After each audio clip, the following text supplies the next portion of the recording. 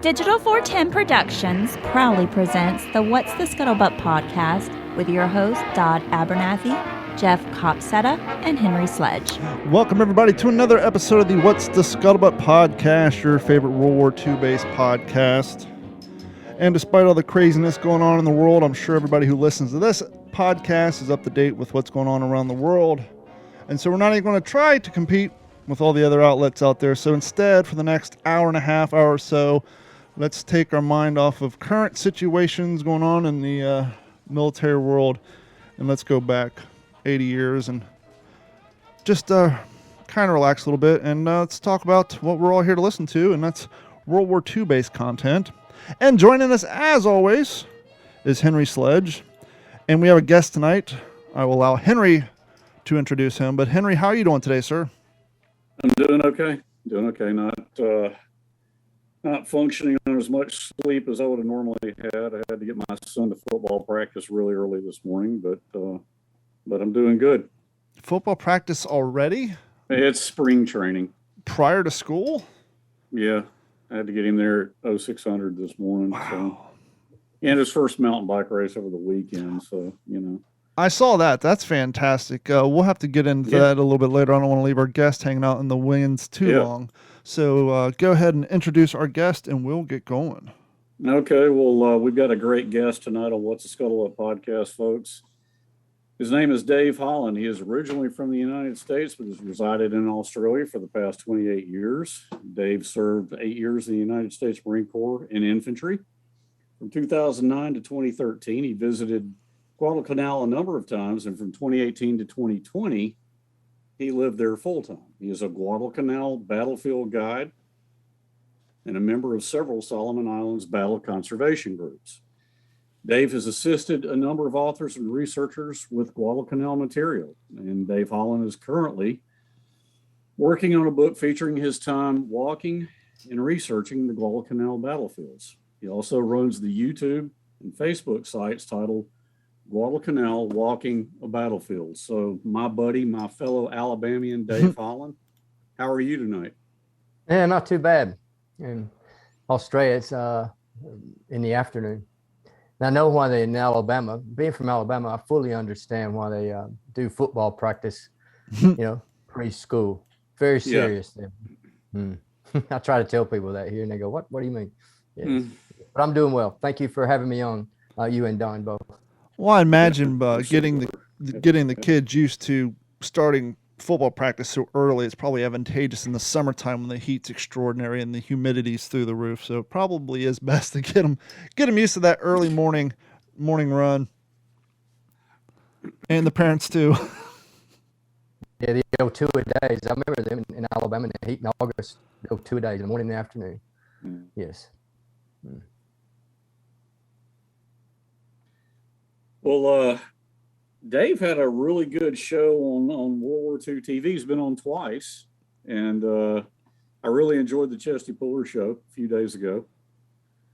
So, and that, Don, it's prophetic that last week with Preston Stewart, we were talking about Chesty, and I was thinking about that. I'm like, man, too bad Dave couldn't be a part of this conversation. Yeah, I was just thinking about that, what we were talking about, what I was reading from the Peleliu Tragic Triumph book, and some of the opinions they were posting in there about Chesty Puller, and how I kind of made the comparison to some of the ways that people felt that Patton tend to have a little bit of a glory hound role, and kind of how in the PTO, at least, that Chesty Puller filled that position for, at least as the media was concerned. They wanted that news hound kind of headline guy, and he filled that role pretty well, at least according to some of the opinions in that book. Mm-hmm. So Dave, just one of the things we like to do when we first have people on the show, obviously Henry just gave us the rundown, but if you want to just give us a little bit of a background, maybe skip ahead to what got you to make that move to the Guadalcanal area and the Solomon Islands, and how you got so heavily invested in the history of Guadalcanal. Oh, yeah, that's probably a good question. I work for the Australian government, so being in Australia, they obviously have an interest in the South Pacific and in Guadalcanal and the Solomon Islands in general. So I had the opportunity to travel there on a number of times through work, which is great. Didn't come out of my pocket, so to speak. Those are the best trips. Best trips, yes. Being a former Marine and being a military history nut, I was in my element on Guadalcanal, and I thought, well, my short trips there, I used to do as much out of work times I could, exploring the battlefield and taking people on battlefields and giving battlefield studies and things like that. I mean, even when the Australian Army was over there, I used to give these called battlefield studies, and we used to have the NCOs and officers, and we'd run them through terrain appreciations and analysis, and what would they do in there if they had the same situation. So I'd run a few of them. And then in 2018, I got a full 2-year deployment to the Solomon Islands. So I was going to take my time there, and I thought, well, I'll really, really drill down on the things that it needed to be drilled down on. I mean, because a lot of people they go to Guadalcanal, they'll go for a week-long tour in the tour groups, and they hit the main areas like Bloody Ridge, and they go to Tulagi and Alligator Creek. But they missed some of the off the tour spots that are very, very important in the campaign. So it allowed me time to really drill down in those spots that people don't get to visit. And all my free time I was over there, I spent, and even during my work time, I got to spend a bit of time doing it because my commanders and my bosses over there was pretty good. I mean, every time we had VIPs or would come through through the Australian government and even in the US government, I was the man who would take them around. So I was doing that in my work time too. So it was almost like my government job was my secondary employment. Would they usually, with these people you were taking around, Dave, did they have a pretty good basis of knowledge of the campaign, and they gave you a list of places they wanted to see, or were they just handed over to you and you were told, hey, show these people the iconic sites of Guadalcanal? How did that usually play out? Oh, yes. With the VIP trips, yes. So we generally, I don't know if you've done a VIP trip. It's like, we've got some spare time. This person's a government official or, say, U.S. officer that may have a general interest in Guadalcanal. And generally, I didn't say too many or drill down deep and want to know the full details. I did take the Australian Prime Minister and his wife around, and they had a good interest in it, even though there's no Australians at Guadalcanal. They asked the right pertinent questions. Well, it was hugely relevant for them, Oh, yes. At the same time, at the same time, they were fighting. Guadalcanal and the I guess Americans had the right hand and the left hand at the same time. The Americans and the Australians were on Kokoda in Papua New Guinea. So they were heavily involved in Papua New Guinea. But I took a lot of people around on tours there, and I did have some I would consider hardcore tourists. People would travel over there just to spend the time and delved in a lot of information. I had a big background on Guadalcanal. So, but when you have big groups, you cater to all types. You have some that have a general interest and some have a real deep, keen interest. So when you take a group out, the first thing you do is just make an assessment of, cater to your audience and see who you're dealing with, and then go from there. All right. When it comes to some of those spots you were talking about earlier about, everybody goes to the normal areas that we've all read about, but you want to try to fill in the voids, if you will, and some of those combats, some of those engagements in areas that people know less about. If you had to think of a handful of those, which one do you, I don't want to say enjoy, using the word enjoy when it comes to talking about combat's a little rough, but out of those spots that you feel don't get enough notice and spotlight shine on them, which one do you enjoy the most taking people to, and that you would want to share with our audience, kind of get people to realize, it's this particular location is just as important as all the rest of them? Yes, I mean, there's a number of them, but one in particular is a place called Coffin Corner. Now, Coffin Corner was involved from the 24th to the 27th of October. It was considered part of the Battle over Henderson Field. And Coffin Corner was probably the most concentrated site of three main Japanese assaults throughout the campaign. It was the largest Japanese assault site. And a lot of people don't even know about Coffin Corner. I mean, they know like John Basselin was involved in that, probably I'd say 600 or 700 yards away. But the rest of his battalion in the U.S. Army, the 164th Regiment, they became very instrumental in stopping the Japanese. And I'd go as far as to say Coffin Corner was the last Japanese offensive attack in the Pacific theater in World War II. I mean, you had some banzai attacks later, obviously in other campaigns, but they were banzai attacks when the concentrated offensive attacks. The Japanese on Guadalcanal was on the offensive. They wasn't on the defensive. It was only until the January battles in the U.S. Army involving Mount Austin, where we know as the thin red line in the movies and books, they became on the defensive. But they were only just standing by till the rest of the guys could come over and go on offensive again. So to answer the original question, Coffin Corner. And it's the only place on Guadalcanal that I've been that it kind of makes the hair stand up on the back of your neck. I mean, because the Japanese were pushing into a small track called the Jeep Trail there, and they concentrated their attacks because it was the only trail that would go through the jungle, and it would link up to a place called Fighter Airstrip Number 1. So there was an auxiliary field for Henderson Field. So they concentrated their attacks at the corner of the jungle in Coffin Corner, and they had a Marine who basically said, if he was a coffin maker, he'd be a millionaire. Wow. Because the bodies were just honestly stacked up in rows. And that was the Marines and the Army. That was where their unit, I guess, designation was. So you had 7th Marines on one side, and you had the 164th in the other. And normally it's a good delineation lines between units and, on landmarks such as a creek or a road or a track. And that track was a delineation line between the 7th Marines and the 164th. But it was an avenue of approach that the Japanese needed to go through, and they just concentrated in columns straight into that road. And the Marines had 2 37 millimeter guns and a number of 50 cal and 30 caliber machine guns and a whole lot of BARs, all concentrated in that one spot. Which is a natural bottleneck, and once you disable that first one in the column, and as they tend to try to do, the one in the back of the column, then everybody's kind of stuck, and it's just take them as you can. Where geographically is Coffin Corner on Guadalcanal? Is it near Alligator Creek, Tenerife River, some of those areas? Yeah, so if you go down Alligator Creek or Elu River, and it's basically, I'd say, 400 meters at the end of Elu River or Alligator Creek. So it's facing toward the south.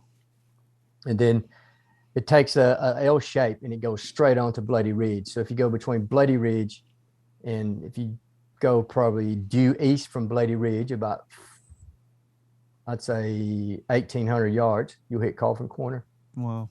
And then at Coffin Corner, then it made an L shape. So it's the corner that's the L shape. So it's the corner of the jungle. That's why they call it the corner. Sure. It's where the jungle and the lines actually turned into an L shape. As you explore when you explored those areas, Dave, because I know in one of your videos, it may have been the one on Edson's Ridge, where it's like you're in somebody's backyard. You see villagers with their kids moving around. Did you ever have to go, hey, I'm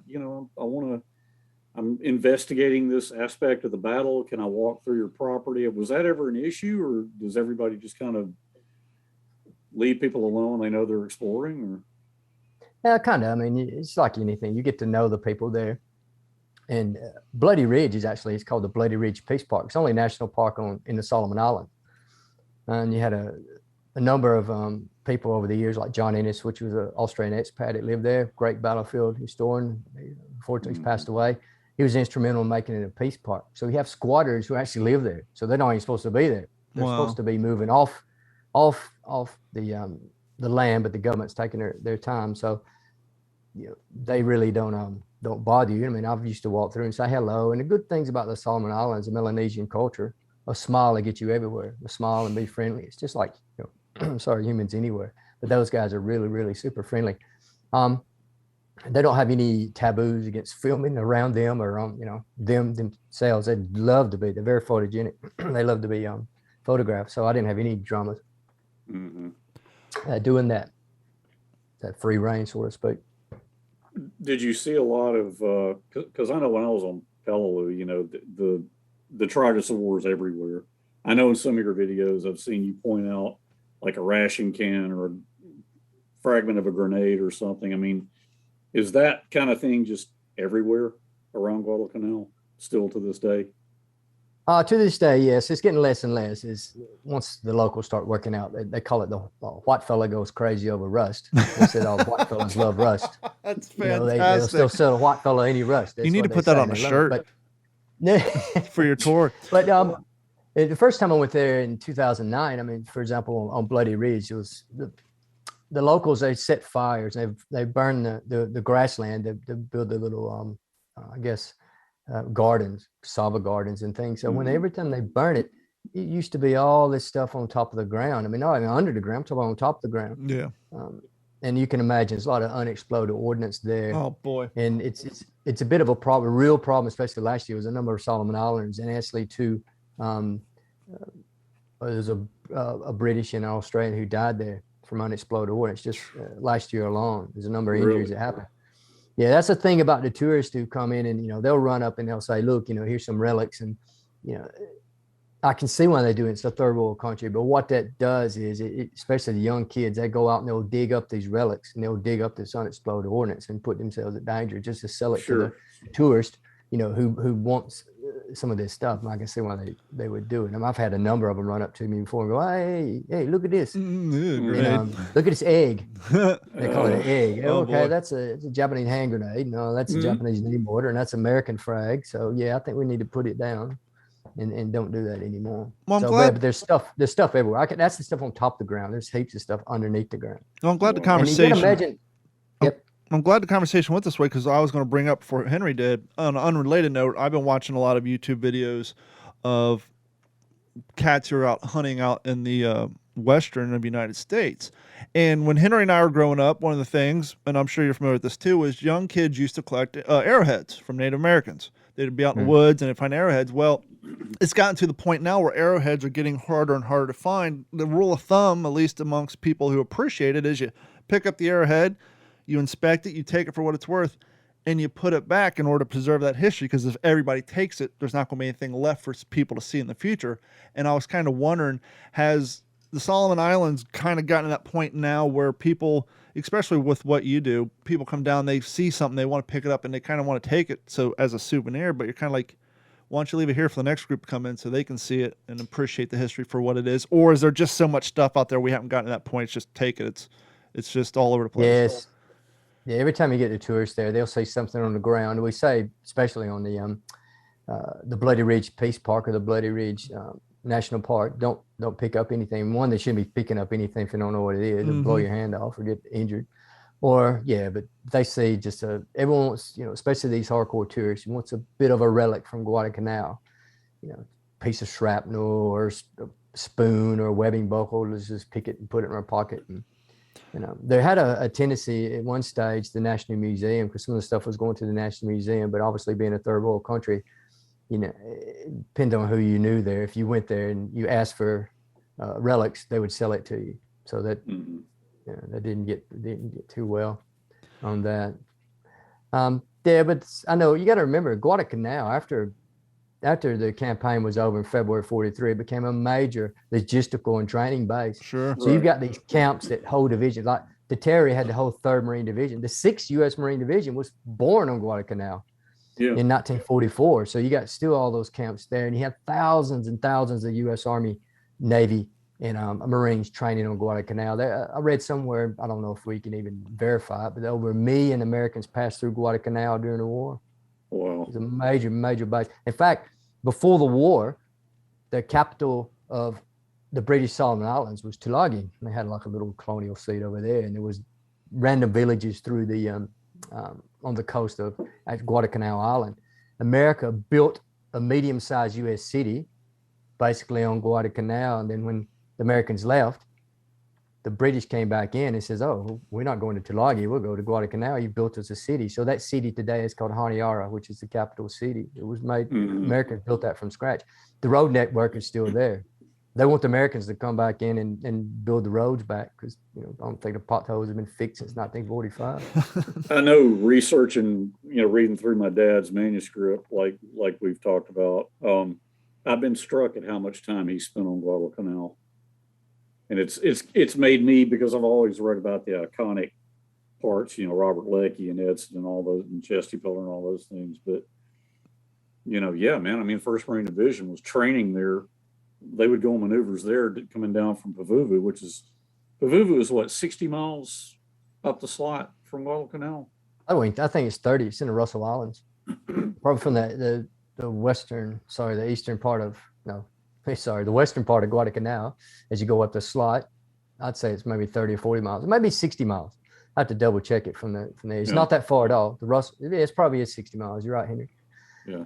So I always wanted to get there. I flew over it a couple of times. I really would try to get out there to the old Pavuvu camps. And I've spoke to some people who's been there, the locals.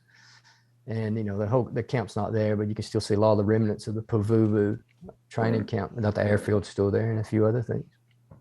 Going back to what Henry said about his father and all the, times he spent training there. When you read like the Robert Leckies and the Guadalcanal diaries and, the firsthand accounts from the guys who fought on the island, then went on other campaigns and then circulated back for their training exercise. That's one of the things that they always had a hard time. They're like, wow, this does not look like the Guadalcanal we remembered when we landed here, because so much logistics and infrastructure was put in for the training facility that, from what I understand, it just looked completely different. And so it's like, oh, wait, this is the same place? And because that's how much it changed and how much infrastructure is put in there. So I read a good story one time by a Marine veteran from the 1st Marine Division, who was the first group that went in. And he was at a reunion years later. And this one guy was in the room talking about, Guadalcanal, when I was there, the mules. And he goes, mules? what mules were Guadalcanal? So the Guadalcanal's in 3 phases. 3 veterans, they consider themselves 3 phases of Guadalcanal. So you had the 1st Marine Division in the first, say, 3 months. Mm-hmm. And then you had the U.S. Army and the 2nd Marine Division that came in after that, who was in the land campaign. And then after that, basically, you had the guys who would go there, and either guys in the air campaign, it was running air missions out of there, or the training and logistics. So this one veteran said to this guy, was talking about the mules. He said, I never seen any mules on Guadalcanal. If you had seen any mules on Guadalcanal, we would have ate them in the first few months there. But the Army did bring mules in January to try to negotiate some of that terrain. Yeah, it's almost like if you didn't come to Guadalcanal in the George S. Eliot, it's not the same. It's not the same experience. Oh yes, and even the guys it went to to this day, you still got veterans. I was on the main, they call it the MSR, main resistance line, or the front line, and you guys behind the rear, and even the guys that was there from the 7th of August. And even the mortarmen used to say, "Oh, you're the support guys." Or the rifleman would tell the mortarmen, "You're the support guys," or the machine gunners, "You're the support guys," because you're about 3 steps behind me. So you're always going to have that animosity. Yeah, not animosity, but I guess it's friendly banter. I was thinking you're talking about how we were talking about after it was captured and throughout the war, Guadalcanal was being used for staging and training. I live down here in Fort Myers, Florida, and we have a place called Page Field, and it was actually a Marine Corps base during World War II. And a buddy of mine's family, they've been down here for the long term. They used to be cattle ranchers, and they have access to a little bit of land. Most of it's been sold out for development, but they got this cattle pasture that's in the general vicinity of where the gun ranges were when the Marines were down here. And over my display case, we'd go out there shooting and fishing. Over my display case, I got like 30 cal rounds that just lost velocity from the target range. They never hit anything. They just lost velocity, and they're in their full shape. And I'm sure you probably see all kinds of stuff like that around Guadalcanal. Oh, yes. Especially from the training areas. One of my videos, I think it's Guadalcanal or Bloody Ridge Relics. And I'm walking through there in the middle spur, and I'm describing, you can see how the bullets are yawned and hit, and there's the impact area is against the berm where the Marines were firing the machine guns at the Japanese, going through the Japanese or missing the Japanese and hitting this middle spur, and the bullets are just tumbling out, and you can just see them in different forms, and you can just, anywhere you go there, you can scrape it. It's like going to Iwo Jima. When I went to Iwo Jima in '89, and I described it as like a giant artillery range. And I don't know how it is now, but it was just shrapnel and stuff everywhere, bullet casings everywhere. It looked like an uncleaned or unpoliced firing range to me. Mm-hmm. Here's a question for you, more towards the battlefield world. I'm sure most of our listeners are the same way as I am.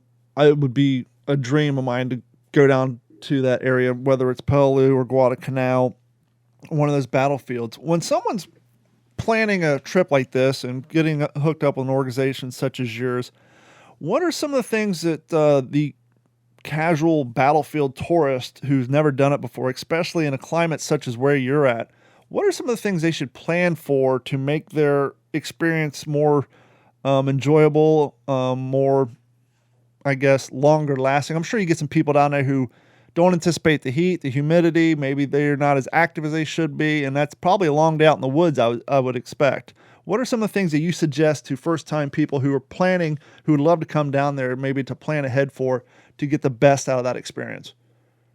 Yes, it's probably, you already mentioned one. It was the heat. It's hard to describe the heat of Guadalcanal. It's only a few degrees off the equator, and it really, really sucks the energy out of you. I mean, you can be in real good shape, but if you're not acclimatized, it really sucks the energy out of you. And I don't know if you could acclimatize to Guadalcanal.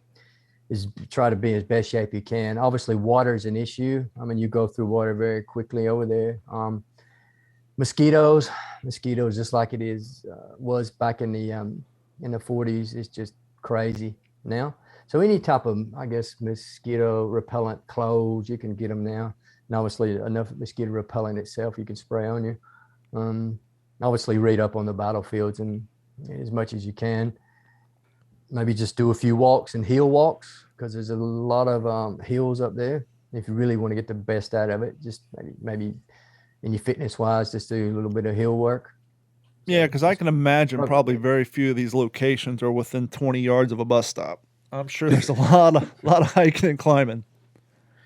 Yeah, not that much. I mean, they'll actually take you out quite to a number of places right up to it. I mean, especially some of these taxi drivers and the bus drivers they have with the tour groups. You know, you think, well, that bus will never get down that road, but it does, or go up that hill, but it does. There's one place though. To me, it's the most perfect preserved battlefield on Guadalcanal, and that's the Galloping Horse. So that's Hill 53. So that was what the movies. There've been two movies, I think, of The Red Line and the book, The Thin Red Line, by the veteran James Jones. It depicts that action, even though his book was a fiction book. It's based on reality. He was actually wounded up on the Galloping Horse. It's the most perfect preserved battlefield, but it's off the tour groups because it's just so hard to assess or access to get up to it. It's just straight up this hill, and it will suck it out of you. I mean, if you go into my video, and it's called the Charles Davis Medal of Honor and Thin Red Line, yeah, you're sucking some wind when you get up there, and I guarantee you, it's just killed. Oh, I'll say killed, but it's destroyed many of fellows. In fact, that's a great battlefield study of how lack of water will stop a unit in its track. So the 2nd and the 3rd battalions of the 27th Regiment, which was the Wolfhound Regiment, that was the first action they had. If you don't count Schofield Barracks, they were part of the 25th Division, and they underestimated the terrain. So that's all open coral ridges straight into the sun. So they only had one canteen of water. In those days, they only issued them one canteen of water, and it took years, especially in the Marines, for them to get 2 canteens of water. But it really destroyed their attack, because they ran out of water during the day, and they couldn't get them resupplied. And then they started their attack. The 3rd Battalion started attack the second day, and they just few mortar and machine gun, they stopped. And they sent the 2nd Battalion up to relieve them, and they ran out of water. And it was only just a brief thunderstorm that came through enough to quench their thirst for them to continue on and take the hill. And that was the one with Charles Davis. He earned the Medal of Honor. And the Thin Red Line, the actor John Cusack, he loosely plays the part of Charles Davis. When he jumps up with his pistol and rifle and takes out the bunkers, blows his whistle. And he was only supposed to be a diversion. So that's the Galloping Horse action. That's the Galloping Horse. If you look at the top of them, even to this day, if you go on Google Earth and flip it upside down, so to speak, and you can see the outline of a galloping horse, and right beside it, you can see the outline of a seahorse, and they call it the seahorse. That was what the 35th Regiment of the 25th Infantry Division. They had to take out the seahorse. That was to isolate a place called the Gifu, which was on Mount Austin. Right. That's the best preserved battlefield. Is it up around? Because I remember my dad said that when they were on maneuvers there, they went and saw them. When the Tokyo Express was running transports in, and they weren't there three of, was it Tassafaronga Point where they, I mean, just three of them pretty much came right up to the shore and just were wrecked. Yeah, it was four actually, and they're still there. Well, the remnants are still there today. That was the naval battle of Guadalcanal in mid-November. So that was the Japanese were going to proceed with another offensive actually, and that's what stopped them with the 38th Division. You know, they want to replicate what they did in October with, you know, the battleships coming in and blasting Henderson Field and destroying airfields so they can unload in the day. And then those transports, is there anything left of them to this point in time? Yeah, there's one. I can't pronounce the. Is it the Yamayaka Maru or the? I'd have to. It starts with a K, but it's a Benigi Beach. It's a popular diving area. After the war, they scrapped them. They scrapped them at the water line, and you always see the picture that starts with a K, Maru. It's the one that's the bow sticking out of the water like this. Mm-hmm. All the veterans always had their photos taken with it. You know, when they went to Guadalcanal, you know, after the fighting, because the 6th Marine Division camps were up and down that area too, right in front of it. So there's a lot of pictures of that, a lot of pictures of it. But the other ones that was the furthest, closest to Henderson, so to speak. Then it went all the way up the beach, going to the east. Mm-hmm. Sorry, west. Yeah. Just to circle back real quick, you guys heard me type, and I knew the answer, but I want to make sure I had it right. You're talking about water supplies and how at the time they were only issued one canteen. That's only a quarter of a gallon of water. So if you can imagine trying to make that quarter of a gallon of water last, and then even when they start issuing two, then you only have half a gallon. I mean, that's still not a lot of water for that environment. Well, I went up. If you look at my video at the end, I took a 600 mil bottle, which, you know, not that much, probably roughly, I don't know, I have to do the calculations, but I took it up just to see. I was stupid. I don't know why I did it. And you know, and no one was shooting at me, and I wasn't sprinting up hills and things like that. And it wrecked me. You know, I was fully acclimatized. I can imagine. But some of these photos, if you see some of the early photos, and speaking of some of the veterans' memoirs, they grabbed Japanese canteens the first instance they could get. And some of them actually had bamboo, like Puller. I was reading about Puller and his guys when they first landed on the island. They had strips of bamboo. The bamboo, they'd cut it, they'd plug the ends and the natives, locals were showing them, they'd fill that full of water. So they were trying to keep as much water as they could. You get immediately, these green troops, especially non-acclimatized, as soon as they landed, you know, even though their NCOs and officers are saying water discipline, they were sucking down the water left and right. It's hard to get water resupply. Yeah, because and in fact, you see that photo behind you. I don't know is it a photo of them going across the Lunga? Yep. If you blow it up, the guy probably over your right shoulder, Don, he's dipping his canteen into the Lunga. There's a couple of them that dip their canteens into the Lunga. That's not the Matanical River either. Sometimes you see mislabeled Matanical. That's the Lunga River. I was about to say, I thought the caption on that photo, because I love that photo. It's one of my favorite ones ever. And I thought it was captioned as Matanical, but it's the Lunga. Yeah, it's the Lunga. We know exactly where that is. You know, my friend Peter Flahaven, you probably know him. He Guadalcanal then and now with his photos, and yeah, he spent years researching then and nows, and you can see once you work out where it is, and the bend in the river really gives it away. But yeah, you can see those guys, and there's actually a larger photo of that. That's a whole it's a company moving across. They're the 5th Marines too. I don't know which battalion, but they're moving across. That's the 5th Marines area where they're at, and they're behind the lines. You know, I've seen some people say, "Oh, you know, they're not dispersed and the weapons not yet ready," but they're behind the lines. The main line of resistance is probably another, 400 or 500 meters from the Lunga at that stage. That's where the 5th Marines had their line at, on that side of the perimeter. You know, you're talking about making that hike with the little bit of water, and we're talking about, you know, not being shot at and not carrying heavy packs, but everything back then was so damn heavy. And I think of Sid Phillips in this situation being Guadalcanal. There's more guys carrying, you know, one guy carrying the base plate that weighed 50 pounds on top of everything else, the guy carrying the tripod and the main tube and all that stuff. Even as a living historian, I had the privilege and the downside of carrying a bar for an entire 8-hour tactical event one day. And this stuff is heavy and cumbersome, and at least in a tactical living history event, I once again don't have the, you know, the horrors of actually someone trying to kill me. Just living in that environment having such little water, carrying such heavy weapons, and then the mosquitoes, the bugs, and all the other things. That's one of the things I really appreciated about the HBO's miniseries The Pacific is they talked about the dysentery, the diarrhea, and all the horrible things of war other than trying to be killed by your enemy, but nature and bacteria and just living in those environments, trying to survive, let alone trying to survive not getting shot, but just trying to survive daily life and living in that type of environment.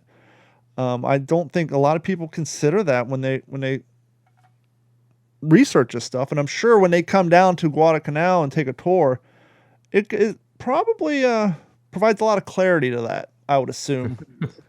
Yes, it does. They learn very quickly, especially when they have to walk 100 meters into the jungle.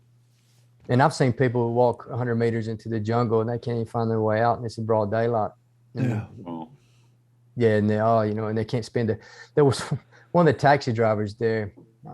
He had a guy. He goes, crazy white fella, and that's not to be disrespectful. That's what they call him, crazy white fella. Said he came up to take me up to Bloody Ridge. So he took him up to Bloody Ridge. He goes, okay. He goes, I want to stay the night here. He goes, what do you mean you want to stay the night? He goes, I'm going to stay the night. I'm going to walk down in that jungle there. I'm going to stay the night. He goes, okay. He said, you come pick me up in the morning. He goes, okay. He said he come picked him up in the morning. He had to go find him. And he said, look like the guy, he'd been in the jungle for like years and he come, something out of, Mr. Livingston, straight out of the jungle. Oh, I'm Stanley. Was he traumatized? I haven't seen you for a while. God, get me out of here. Yeah, and he's I'm never doing that again.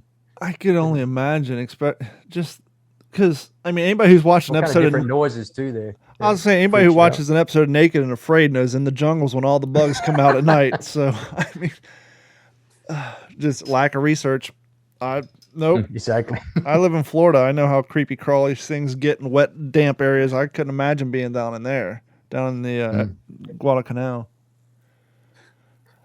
But the mosquitoes are just as bad as they say, and the jungles is just as bad. And these guys, just for putting it in perspective, in October 1942, the 1st Marine Division had over 2,000 men hospitalized for malaria alone, because malaria started kicking in because, they landed in the 1st of August, and malaria really started kicking in, and they didn't take their, anti-malaria medication or anything like that. And it really started kicking in. In fact, when I don't know if you know this story, when they finally left Australia, they sent them to, left Guadalcanal, they sent them to Australia. Mm-hmm. And they sent them in a place called Camp Cable, and that was where the 32nd U.S. Division had been training. And Camp Cable is northern Australia, near Brisbane, outside Brisbane, which is subtropical, and it was in a swampy area. So they stuck the 5th Marine, as soon as they came out, the 1st echelon, into there. So in the MacArthur, and Vandergrift, the division commander, told MacArthur, they said, look, we need to move these guys to a better climate, move them down, say, South Australia, where it's cooler and, you don't have mosquitoes. MacArthur, dug his heels in and said, no, it's not going to happen. So it was only the local Australian authorities who basically said, look, you've got the population, something like 30 to 40,000 at that stage in Brisbane, and you got a rampant division here just full of mosquitoes carrying malaria, who's going to infect the whole population. Mm-hmm. So then they resented and sent them back down to, or sent them to Melbourne. They split them up around Melbourne. So that was the only way they got to go to those camps. And, looking at Pacific series, they love Melbourne, they love Australia. Yeah. I can kind of understand the hierarchy's delusions about keeping your men hard and all that, and keeping them in a climate in which they're going to be living in when they're out in the battlefield. But when you're coming off of Guadalcanal or a long campaign and your guys are supposed to be refitting and rehabilitating, it's hard to do when you're not living in at least 2 steps up of a better condition. It's hard to get your guys training and healthy again when they're living in the same garbage they just came from. So it's a little bizarre that they would go that hardcore, because, we talked a couple episodes back, Pavuvu. Oh, we flew over it. It looks good, but they say, if they would actually got out of the plane and stepped 4 feet off the beaches, they would have known that it was not a suitable place for a, refit center. Exactly. Don, I think we talked about that. I think I read some stuff my dad wrote that, of course, they were very resentful of that, but like on the I think 3rd Marine Division. Didn't they come back to after Bougainville? Did they come to Guadalcanal, Dave? Do you remember after the Bougainville Yep, they campaign? did. They came back to a place called Camp Tateri, and Tateri is where they were there before they went to Bougainville. I'm pretty sure they came back to Tateri after that. Their guys were being pressed into work details so continuously because Guadalcanal, as we've discussed, was being built up into a major staging base and training base that the guys couldn't get any rest after Bougainville. So I think when the 1st Division, they wanted them to have more seclusion, and they were trying to avoid that. And I think that was partially why Pavuvu was looked at and chosen. Yeah, probably. The rest of the division, they thought they were going back to Australia. That changed very quickly, and they wasn't happy about that. Well, I think they were getting too soft in Australia again. Well, once again, though, you're coming off of Bougainville. We know Bougainville was hard, not only from the fighting, but from the rain and the mud and the camps being flooded out. Could you imagine having trench foot, basically? You're wearing boondockers, your socks are long gone. Boondockers, sometimes they fit, sometimes they leave blisters. And then you got to go back, and before your feet can heal up and you get healthy, you're doing work detail, you're making sidewalks and roads and everything else and stacking stuff and still walking on your blistered feet. It's like, I've been in knee-deep mud for 4 weeks. Can I just dry my feet out in the sun for 3 days before I got to walk around on them for 12 hours a day? But it wasn't an option. It's just, and that's the hardship that these young cats had to face. And it just, going back to living history thing, I would go down to Alabama and spend 3 days there down at Fort Morgan doing Pacific events. And for whatever reason, my right boondocker would always give me big ass calluses on my 3 feet, my 3 toes on my right foot. And I would come home late Sunday night and I wouldn't be able to walk very well on Monday. Then I would think, that's just after 3 days in a modern reproduction pair of boondockers. I could not imagine walking around in that stuff in worse climates for weeks and months on end. I just couldn't imagine. And then trying to survive in that physical condition. I actually I took one tourist once. He when he arrived there, and he had the Marine boondockers, the reproductions. Mm-hmm. And I don't think he'd worn much. And he said, "Oh, we'll go out today." And I said, "I don't think you need to be wearing those boots. This is modern days. They make better boots nowadays." And he says, "Oh, I want to get a feel of what they went through." I said, "Okay, whatever." So about 3 or 4 hours into it, up and down the hills, he couldn't walk. Yeah. He had some bad blisters, and he says, "Oh, I can't wear these things." So I said, "Yeah, hence that's why we have modern boots." Even the you most want to get emergent, but hey, it's a different way of killing yourself. I was gonna say, even the most hardcore living historians, if you get them right and ask them honestly, they'll say, "Yeah, I got some Dr. Scholl's in these things." Yeah, exactly. It's funny because kind of going off topic again. I go to the gym, and I see these girls. They're working out, but they're wearing Chuck Taylors. And it's like, you realize that technology of your shoe was like invented in 1939. There's better shoes with better arch support to wear when you're like doing squats and lifting heavy weights, or you see younger kids running down the street in Chuck Taylors. It's like, must be nice that doesn't affect your back at all. Me at 40, if I'm not wearing a pair of running shoes, I can't do it. But it's so crazy that the technology on that stuff has not changed one bit. And to think that was their PT gear back in the day. Oh, here, put on these Converse or these PF Flyers and go run 4 miles. And it's like, come a long way. Dave, did you so Don, our friend Brian Dimitrovich? Absolutely.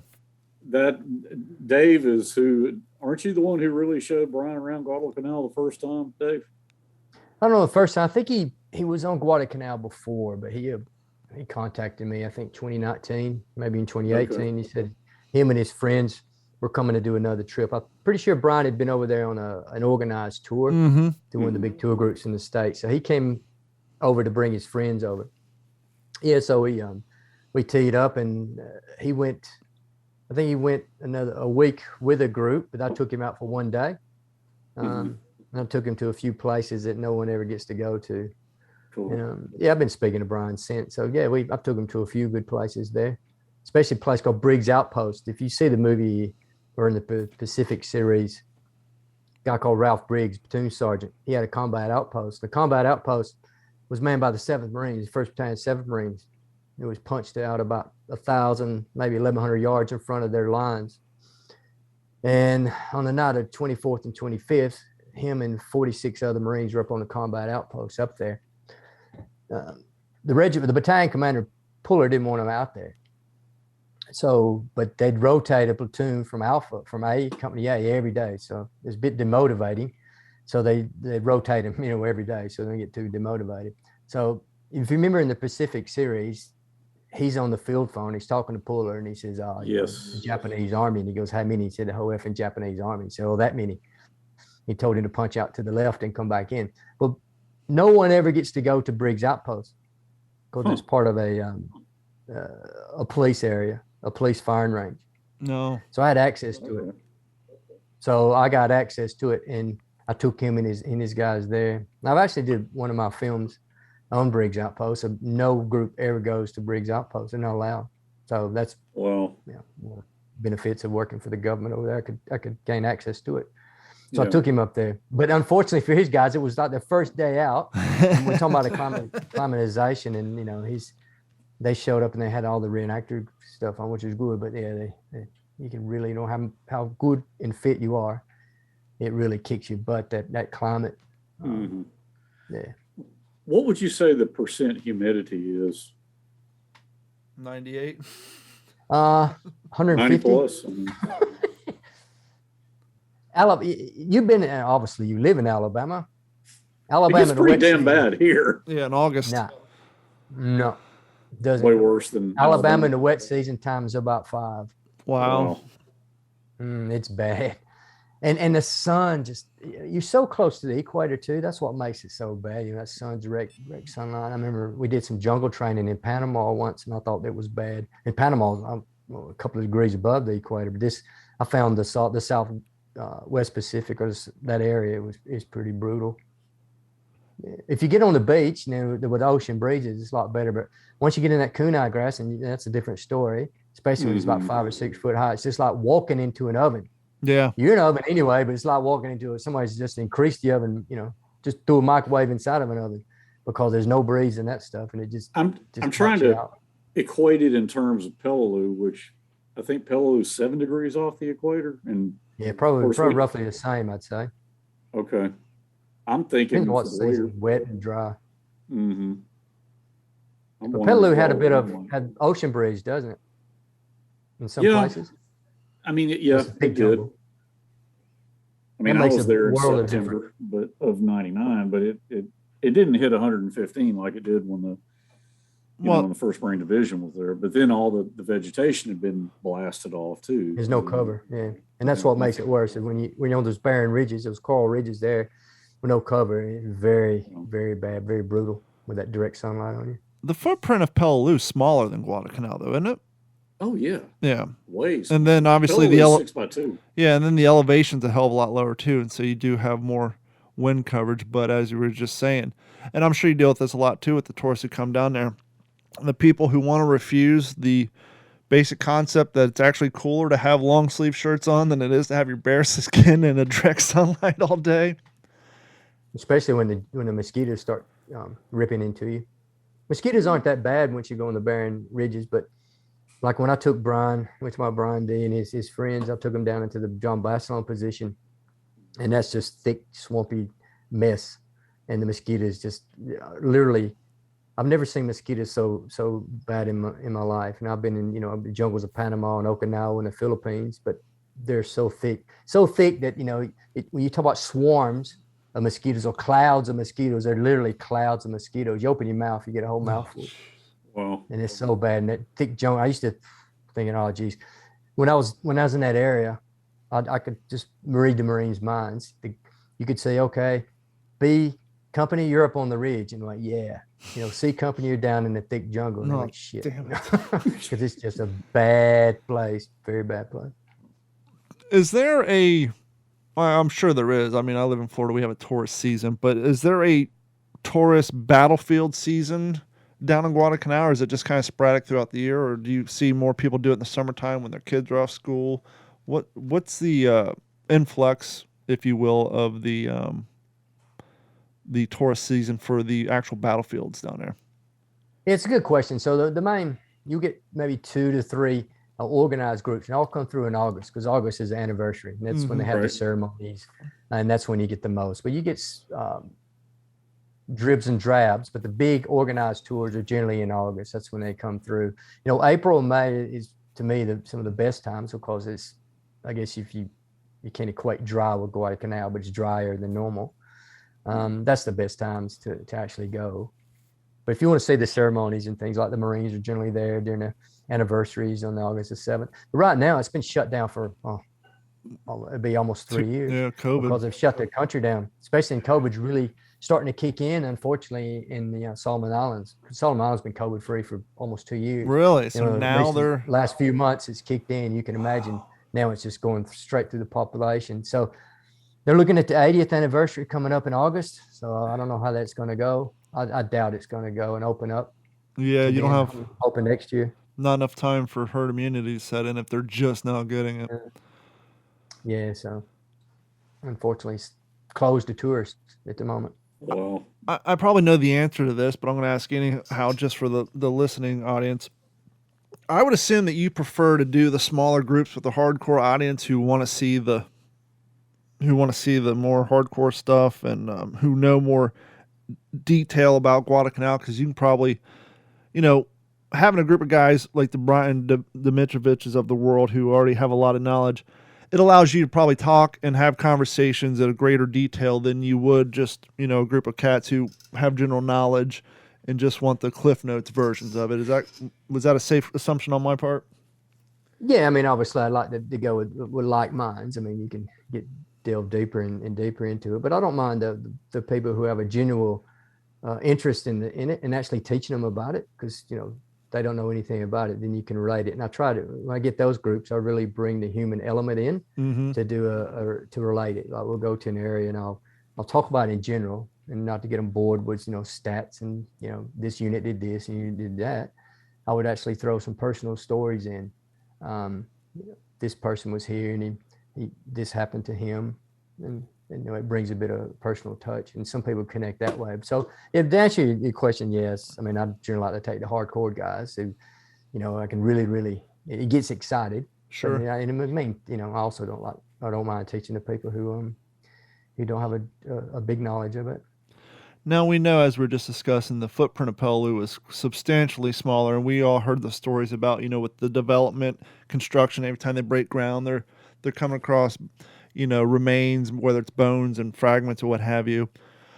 Do they have that does the developed areas in Guadalcanal, do they sometimes run in that same issue when they're breaking ground, maybe to build a new store or, develop a new piece of property? Do they come across remains as often as they do down in Peleliu?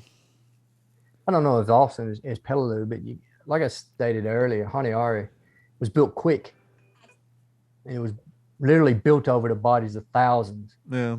Japanese and a number of Americans. In my office, where I sit in Honiara, I used to think about them every day. It was especially guys with 1-7 with a puller. There's about 18 of them still missing in the area. And there's about 24 guys of the 1st Battalion, 5th Marines, which is my old unit when I was in the Marine Corps, and they're still missing that small area.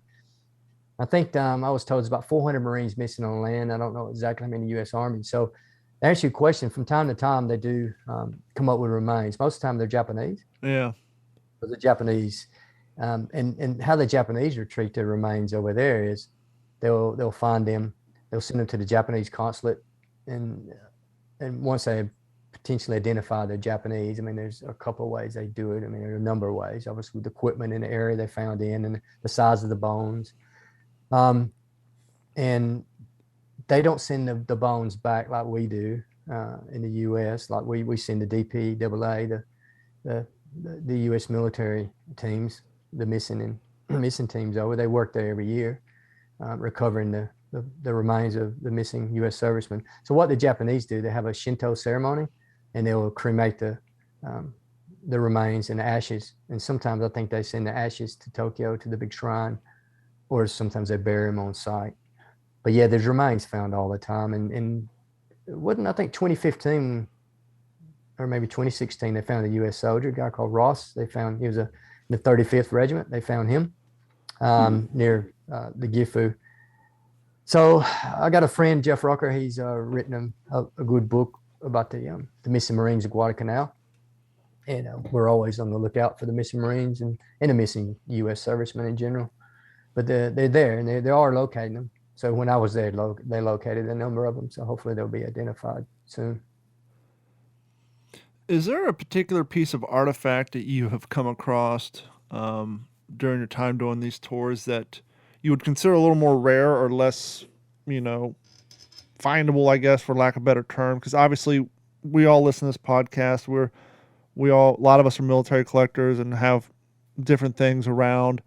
Is there a particular item that you've come across, even if you left it where you found it, that you just don't see that often, that sticks out in your mind?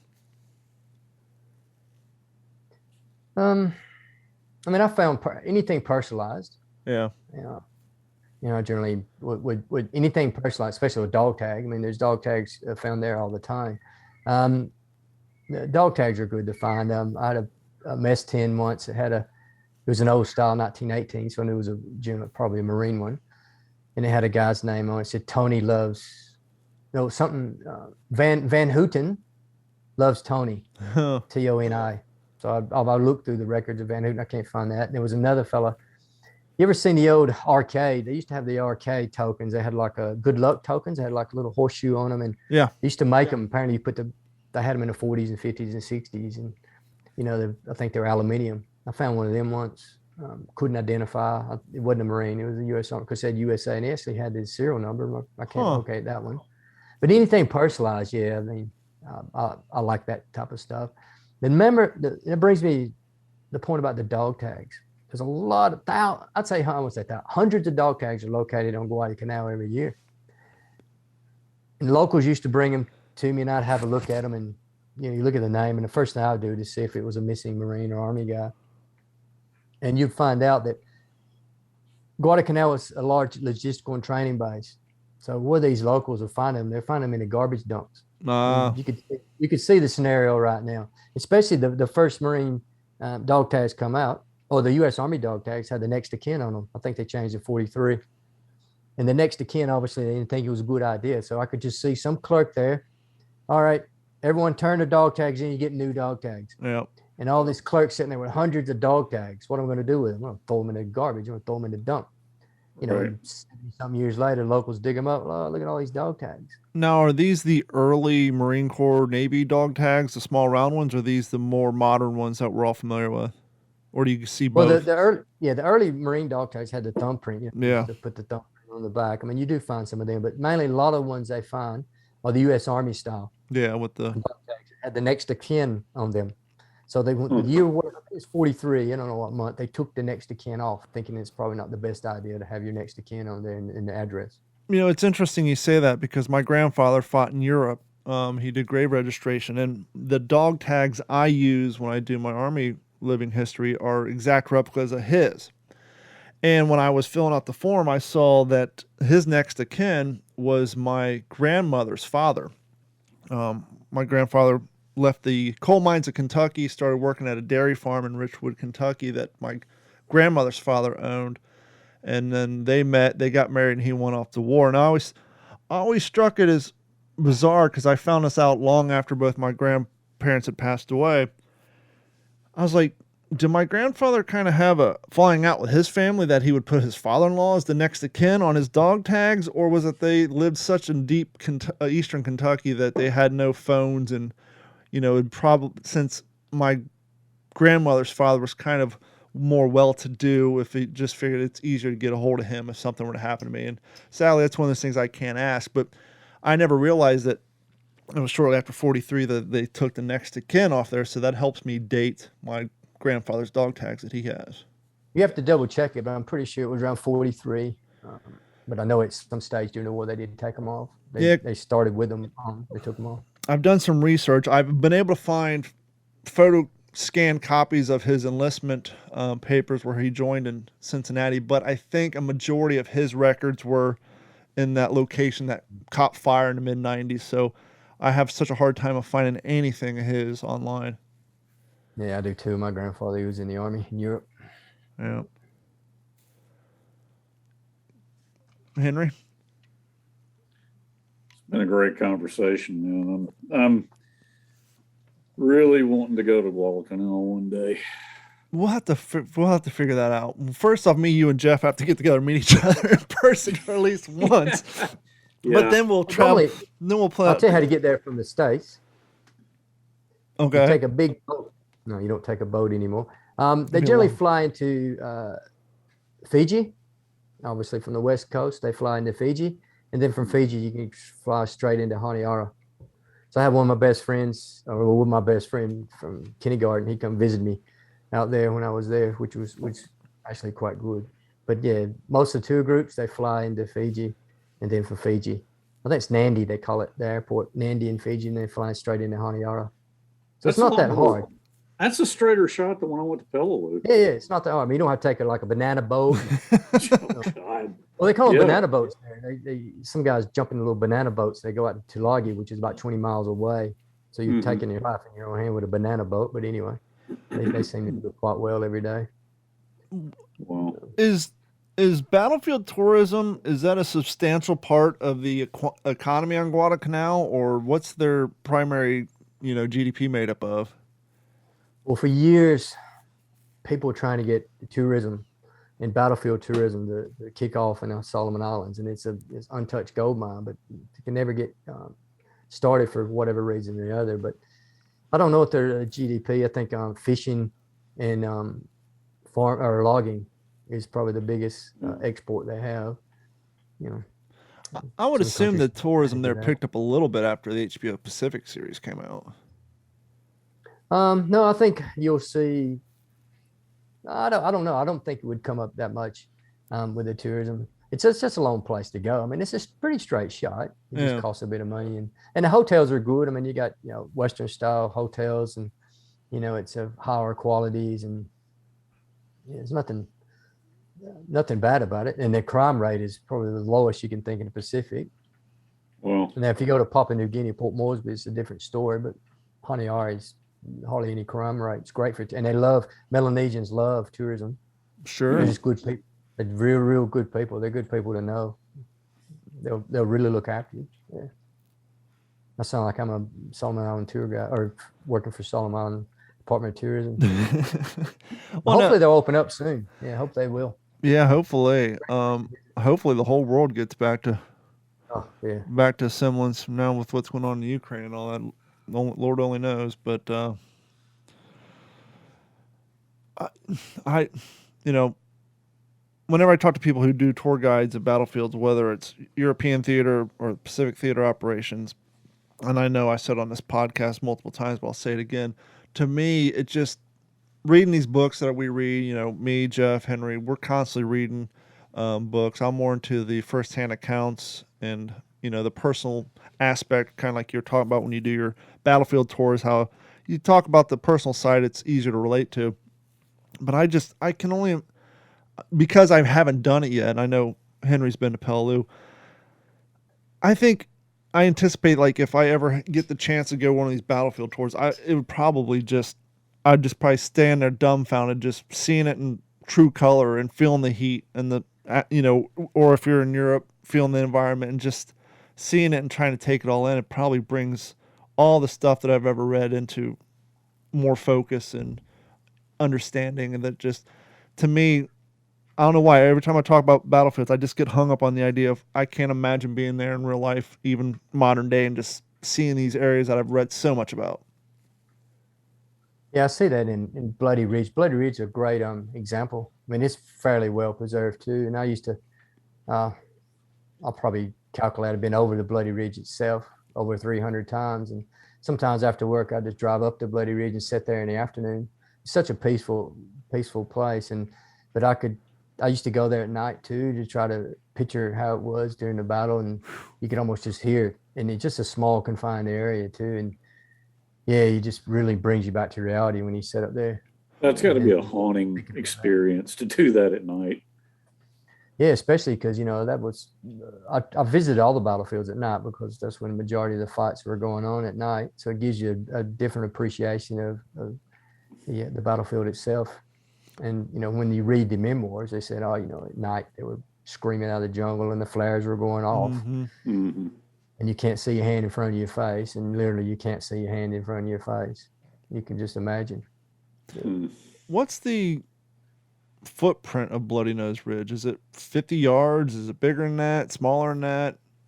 I know it's kind of about oblong. 600. Yeah, it's 1,600 yards long. Yeah. It looks like the Japanese call it the centipede because it looks like a centipede. It's squiggly and it's got 3 or 4 spurs off, and it replicates the legs. It comes off. Yeah, so you've got hill 1 and hill 2. Oh, that's right, because they fell back to a final position. Yeah, the way I explained it to the other day on the World War II TV, I was talking about some of the hills, you'll see hill 35, hill 53, and you think it was higher than 53 meters or 53 feet. So how the Marines did it then, they started out and they numbered them in order. So hill 1 started with hill 1 Bloody Ridge, and hill 2, then went all the way, and they started moving the way west. Hill 1, 2, 3, 4, 5, 6 in order. And elevation wise, when the Army came, like it is nowadays, elevation wise, it was in feet then instead of meters like it is now. So it's hill 1 is basically 90, and hill 2 is 123 feet. So that was in Edson's final stand, or the command post, is hill 2. But yeah, Bloody Ridge it's quite it's not that high either. Not that high. How far was it from Henderson Field? Because I know that was kind of like an outpost that keep the Japanese from coming from that direction. How far is it? About 1,000 yards. So it's not right far at all. I've got some great photos.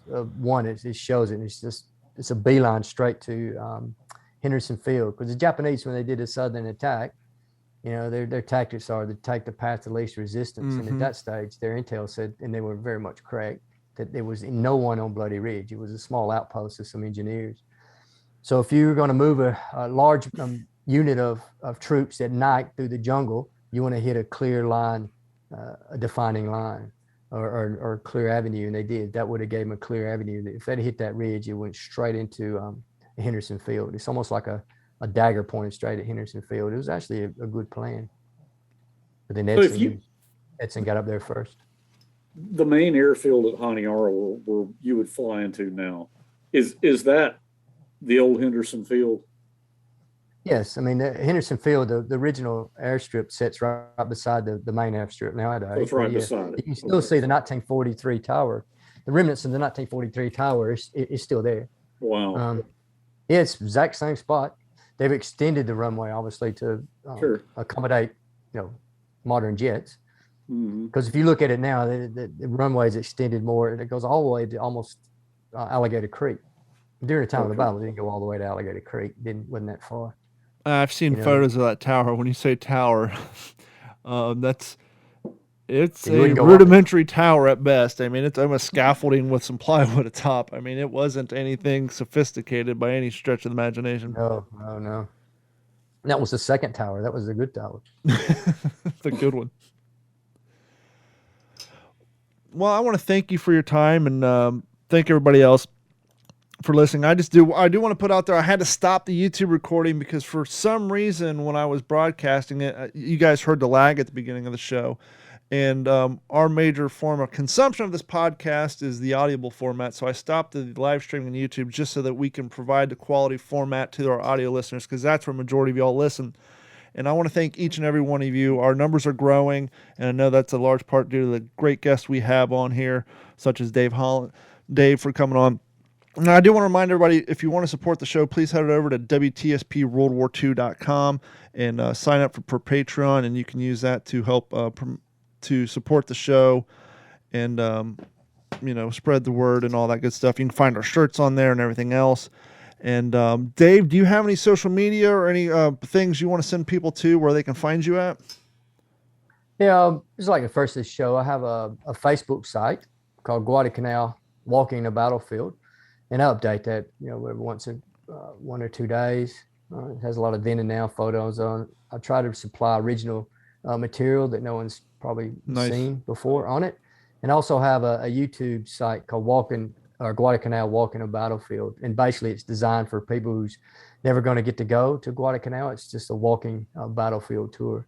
And one viewer said it's history with no frills. So I filmed it on a iPhone 7. I edited it on an iPhone 7 and I uploaded it on Solomon Island internet. So it's amazing sitting there. I've watched some of the videos. I love the one on Alligator Creek. I mean, I love it. It's a great video. And as I saw always, that video before I knew you, Dave. And as always, for those of you listening, if you head over to WTSPWorldWar2.com and you look for this episode, we will have all the links so you can go view Dave's Facebook page and YouTube channel. Dave Holland, thank you so much for coming on. And before we go, Henry, do you have anything you need to plug that's coming up anytime soon? Got the LOA thing, the March 16th podcast. I mean, I'm not going to be part of it, but it's the Richard Frank promoting that. Yep. That we talked about. And so more that's information. More information on the on that is available on our website and on our Facebook page. So if you guys are listening and you want to get information on the that presentation and how to register, you can do that over at WTSPWorldWar2.com. That's WTSPWorldWar2.com. That's Library of America's, correct? Yes, Library of America. And they're putting on a great online demonstration and conference with questionnaires and all that. And so head over to WTSPWorldWar2.com and you can register there. Dave, thank you so much. Again, anything coming up you want to plug? Oh, no, not really. But thanks again for having me on your show, and hope the viewers got something out of it, or listeners got something out of it today. Absolutely. We enjoy bringing content that people can provide firsthand accounts. And it's always interesting to hear about, the battlefield tourism and just, once again, being on those battlefields. And Jeff should be back with us next week. And once again, I want to thank everybody for your continued support. And we will talk to you all next week. So thank you so much. And enjoy the rest of your week. This has been a Digital 410 production.